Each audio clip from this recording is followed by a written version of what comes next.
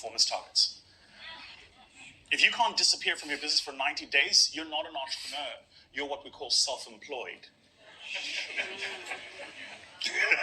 What happened? What happened? Did it hit you hard, eh? Is that you? Guys only laugh at that when they hear a nice bar in a hip-hop song and they're like, oh! Oh! Yeah, you're not, that's why, for me, the distinction is actually not academic. It's important, right? It's a very important distinction. There's a couple of models that go around. I'll share with you one that I kind of share with entrepreneurs, right? So there is a difference between being an entrepreneur, yeah?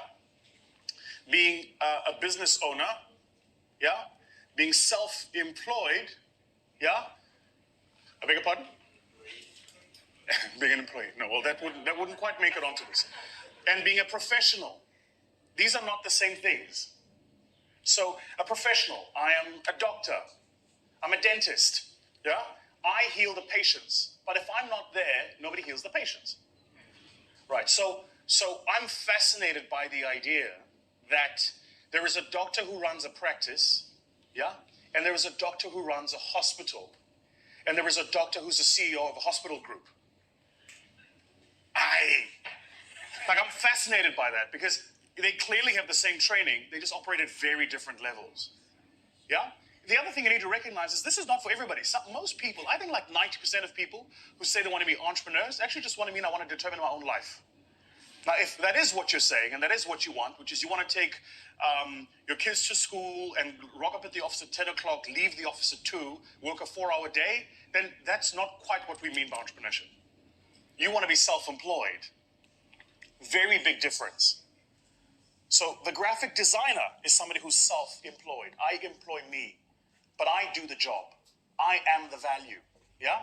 The professional is the lawyer, the advocate, the person, the accountant. You absolutely, positively must have them as some part of your business. They may use an underling to do the work, usually some sort of apprentice, but it's very difficult for them to scale their businesses because they need to sign off the document. You know, when my audits get done by EY, I know who the partner is. So if that document's not signed by him, even though I know he didn't do the work and his apprentices did, he must sign the document, right? So he's clearly a professional employed. Make sense? If he was to start his own business, a lot of professionals do this. So you leave EY, you leave PwC.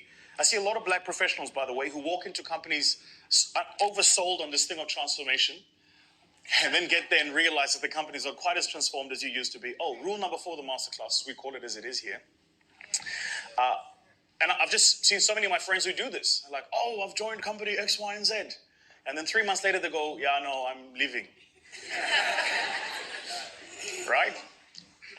Typically, when they leave and they say, I'm starting my own business, really what they mean is I want to be self-employed now. I used to do HR as an HR business partner, and I'm going to start a recruiting company. Yeah?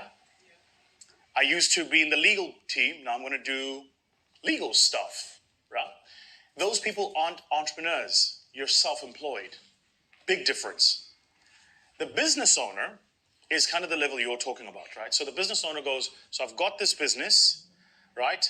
And rather than employ myself, I'm going to employ people to manage the people I used to manage, right? The thing is, you can never shortcut this process from here to here to here. You can't shortcut it. You have to go through all the steps, right? So if you think from day one, and this is, in my mind, a lot of the mistake I see some of my VC friends make who are chasing valuation growth. Long story for another day, but I really think that there's a bubble in South Africa, particularly in the tech space, where we're overvaluing companies off the base of the fact that there's more funds than there are good tech companies. So they're attracting very high valuations. They're getting a lot of money, but the entrepreneur driving that business hasn't gone through the natural process of growth. If I took a potato and I put it in the ground, and I gave you another potato and put it in the ground, and you watered your potato twice as much as I did mine, your potato wouldn't grow twice as fast. Because the laws of nature are fixed. Like, I love my son, he's 8, but he has to go through puberty. He can't skip it. That make sense? So a lot of us try to skip phases of growth because we want to get to the other side. The mistake you make is you don't realize that in that phase of growth is a lesson you've got to learn. So you have to manage your people long before you get managers to manage your people. Yeah? Gary Vee calls it being dangerous enough. Dangerous enough means I know each and every single thing about my business that I'm dangerous enough to know when you're bullshitting me. Yeah, but if I start with a business today and then the government agency gives me funding and I employ 100 people, I'm not dangerous enough because I wasn't there. Like in your business, who wrote the sales process? If it ain't you, there's a problem. You've got to write the sales process. Then you've got to sell it. You've actually got to try it. You've got to sell to the first few customers and test and make sure the sales process works. Because if you don't do that, when you employ 20 salespeople and they're not giving you the numbers and they give you 1,000 excuses, which all salespeople will do, you're going to believe them. It's only if you go through the process of building it that you go, no, man, it's rubbish. What are you talking about?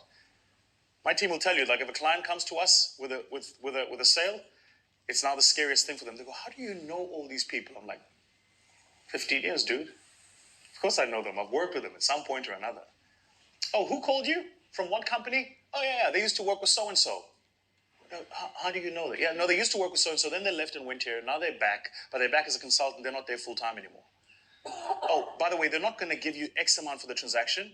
You're going to have to go in at 85% of the value of the transaction. But what we should do is add a 20% premium on the actual proposal so that when they discount us down at the 20%, we get the value we wanted, not the 85% that we're willing to pay. I go, how did you know that we're going to do that? I know the company. I know the politics. I know how I just know. Yeah, so you're going to have to go through